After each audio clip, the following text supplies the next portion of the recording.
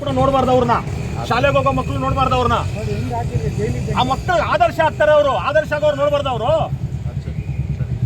ಆದರ್ಶ ಆಗೋರು ನೋಡಬಾರ್ದ ಮಕ್ಕಳು. ಮತ್ತೆ ಯಾಕೆ ಇದನ್ನ ಅಡ್ಡ ಹಾಕಿದ್ರಿ, ಯಾಕೆ ಕಟ್ಟಿದ್ರಿ ಇದನ್ನ? ಏನು ಅವ್ರು ದೇಶದ್ರೋಹಿನ ಮನುಷ್ಯ, ಅಥವಾ ಪಾಕಿಸ್ತಾನ ಏಜೆಂಟಾ ಮನುಷ್ಯ, ಅಥವಾ ಉಗ್ರಗಾಮಿನ ಮನುಷ್ಯ?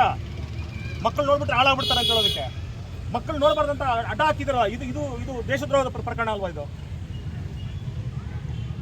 ಯಾಕೆ ಅಡ್ಡ ಹಾಕಿದಿರ, ಅದನ್ನ ಯಾಕೆ ಕಟ್ಟಿದಿರ, ಅದು ಯಾರು ನೋಡಬಾರ್ದು ಅಂತೇಳಿ.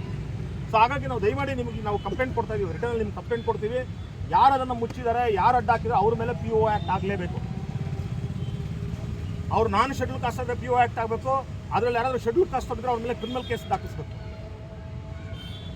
ನನಗೆ ಅರ್ಥ ಆಗ್ತಾರೆ, ನಾವು ಭಾರತ ದೇಶದಲ್ಲಿ ಇದೀವೋ ಅಥವಾ ಎಲ್ಲೋ ಪಾಕಿಸ್ತಾನದಲ್ಲೋ ಬಾಂಗ್ಲಾದೇಶದಲ್ಲೋ ಅಥವಾ ಇರಾನೋ ಇರಾಕಲ್ಲಿ ಇದೀವೋ ನಮ್ಗಂತೂ ಅರ್ಥ ಆಗ್ತಾರೆ ಸರ್. ಈಗ ವಿಚಾರ ನಡೀತಾ ಇದೆ ಸರ್ ನಾನು ಹೇಳೋದು ಏನು ವಿಚಾರ ಅಂತ.